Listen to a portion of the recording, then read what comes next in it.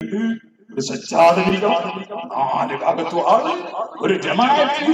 അതിനെ സംബന്ധിച്ച് വിശദമായിട്ട് പറയുന്ന ഉപരി പറയാ ഇതൊക്കെ തട്ടിപ്പാണേ, ഞാനല്ല പറയുന്നത്, ഇമാം ഷാറാനി തങ്ങളാ പറയുന്നത്. ഇതൊക്കെ വെട്ടിപ്പാണ്, തട്ടിപ്പാണ്. സ്വന്തത്തിൽ എന്നെ ബഹുമാനിക്കണമെന്ന് ചിന്തിക്കുന്ന മനുഷ്യൻ ഒരിക്കലും അല്ലാഹുവിന്റെ അടുക്കൽ ബഹുമാനമുള്ളവനാവില്ല. അതാ ഖുർആൻ പറഞ്ഞത്, تلك الدار الآخرة نجعلها للذين لا يريدون علوا في الأرض ولا فسادا والعاقبة للمتقين. എനിക്ക് ആളുകളുടെ വലിയ മഹാനായി ചമയണം, എന്നാളുകളൊക്കെ ബഹുമാനിക്കണം എന്ന് വിചാരിക്കുന്ന കക്ഷികൾക്ക് സ്വർഗം വെച്ചിട്ടില്ല.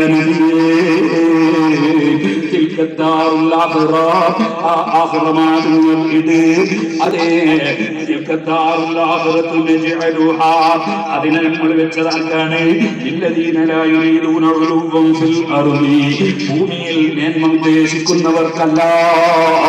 അവർക്ക് ഭൂമിയിലെ ജനങ്ങൾ അവരെ വിമർശിച്ചാലും അവരെ കുറ്റം പറഞ്ഞാലും പറഞ്ഞില്ലെങ്കിലും അവർക്കൊരു പ്രശ്നമല്ല. ഷാഫിമാവിന്റെ ഉപദേശം കേട്ടില്ലേ, എല്ലാവരെയും തൃപ്തിപ്പെടുത്താൻ നിന്നെ കൊണ്ട് കഴിയൂല മോനെ. നിന്റെയും അല്ലാഹുവിന്റെ ഇടയിലുള്ള കാര്യം ശരിയാക്കി വെച്ചോ. പിന്നെ ജനങ്ങൾ മുഴുവനും നിന്നെ പൊക്കി പറഞ്ഞാൽ നീയപ്പം വലിയ ആളാണെന്ന് വിചാരിക്കണ്ട. ജനങ്ങൾ മുഴുവനും നിന്നെ നിസ്സാരപ്പെട്ടി കുറ്റം പറഞ്ഞാൽ നിനക്ക് മനസ്സിലൊരു പ്രശ്നവും വേണ്ട. അതാണ് ഔലിയാക്കളുടെ സ്വഭാവം. അലാ ഇന്ന ഔലിയാ അല്ലാഹി ലാ ഖൗഫുൻ അലൈഹിം വലാ ഹും യഹ്സനൂൻ. അവർക്ക് ഹക്ക് പറയുമ്പോൾ പേടിയില്ല, ആരെങ്കിലും കുറ്റം പറയുമ്പോൾ അവർക്ക് ടെൻഷനും ഇല്ല. ചിലർക്ക് തോന്നും ഞങ്ങളിങ്ങനെ ശബ്ദിക്കുമ്പോഴേക്ക് അയാൾക്ക് തോന്നും അതൊക്കെ സ്വന്തത്തിലുള്ള സ്വഭാവമാണ് കേട്ടോ. അല്ലാഹുവിന്റെ ഇഷ്ടജനങ്ങളായ ആളുകൾക്ക് ലോകത്തുള്ള മുഴുവൻ ആളുകൾ കുറ്റം പറഞ്ഞാൽ അവർക്കൊരു പ്രശ്നമല്ല. എല്ലാവരും കൂടി മതിൽ പറഞ്ഞു പൊക്കിയാൽ അവരൊരിക്കും പൊങ്ങൂല. ഞാൻ അല്ലാഹുവിന്റെ അടിമയാണ്, എന്റെ രഹസ്യം അറിയുന്നവനല്ലയാണ്. തന്നെ പറയാണ്, മോനെ ജനങ്ങൾ നിന്നെ പറ്റി എന്ത് പറയുന്നു എന്നല്ല നീ നോക്കേണ്ടത്, നീ നോക്കേണ്ടത് നീ നിന്നെ പറ്റി എന്ത് പറയുന്നു എന്നാണ്. നിന്റെ സ്വന്തം ശരീരത്തെ കുറിച്ച് ജനങ്ങൾക്കല്ല അറിയുന്നത്, നിനക്ക് തന്നെയാണ് അറിയുന്നത്. അതുകൊണ്ട് നീ നിന്നെ കുറിച്ചൊന്ന് ചിന്തിക്കൂ. നീ ജീവിതത്തിൽ ഒരു തെറ്റും ചെയ്തിട്ടില്ലെന്ന് പറയാനൊക്കുമോ? നീ വലിയ മുത്തത്തെയാണെന്ന് ബാധിക്കാനൊക്കുമോ? ചോദിക്കട്ടെ, നീ നിസ്കരിച്ച നിസ്കാരത്തിൽ മുഴുവനും ആദ്യം മുതൽ അവസാനം വരെ അല്ലാഹുവിനുള്ള ചിന്തയല്ലാതെ വേറെ ഒരു ചിന്തയും ഉണ്ടായിട്ടില്ലെന്ന് നിനക്ക് സ്വന്തത്തിൽ നിന്നോട് മറുപടി പറയാനൊക്കുമോ? ജീവിതത്തിൽ ഒരൊറ്റ ഹറാം ഞാൻ ചെയ്തിട്ടില്ലെന്ന് പറയാൻ ധൈര്യപ്പെടുമോ? നീ നിന്നോടാണ് നിന്നെ കുറിച്ച് ചോദിക്കേണ്ടത്. അങ്ങനെ നീ ചിന്തിക്കുമ്പോൾ നിനക്ക് മനസ്സിലാവുന്നു, എന്റെ നിസ്കാരം എത്ര ഖുശൂഇല്ലാത്ത നിസ്കാരം കടന്നുപോയി, എന്റെ കണ്ണുകൊണ്ട് എത്ര ഹറാം നോക്കിപ്പോയി, എന്റെ കാതുകൊണ്ട് എത്ര ഹറാം കേട്ടുപോയി, ആവശ്യമില്ലാത്ത സദസ്സിൽ ഞാൻ എത്ര പോയി ഇരുന്നു പോയി, ഏതെല്ലാം ദൈവത്തിന്റെ നിയമത്തിൽ ഞാൻ കേട്ടുപോയി. ഇങ്ങനെ സ്വന്തം ശരീരത്തെ കുറിച്ച് സ്വന്തം നീ നോക്കൂ മോനെ. നിന്നെ ആൾക്കാർ കയറി പേരോട് പറഞ്ഞാൽ ഓ മൗലാനയായി നല്ല വിചാരിക്കേണ്ടത്, എന്നെ പിയാനാക്കാണെന്നാ വിചാരിക്കേണ്ടത്.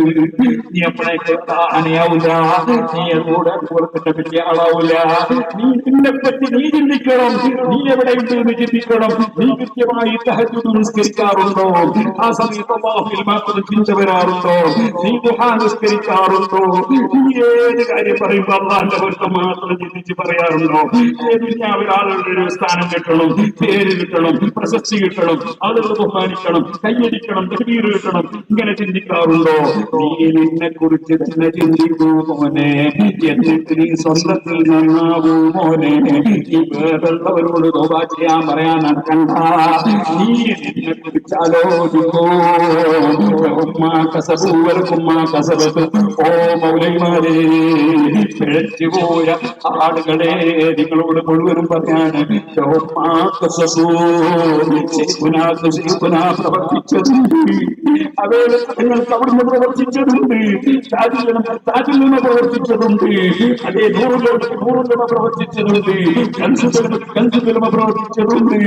ഓരോരുത്തർക്കും അവരുടെ ചെയ്തവർക്കുണ്ട്. നീ ചിന്തിക്കേണ്ടത് നിനക്ക് ആഹ്റത്തിലേക്കുണ്ട്. അതെ, 30 കൊല്ലം കാര്യം പറഞ്ഞ് പിന്നെ മാറ്റിയതാണോ? അള്ളാഹ് കയ്യക്കാരുണ്ട് പറഞ്ഞതാണോ? കണക്കാരുണ്ടെന്ന് മാറ്റി പറഞ്ഞതാണോ?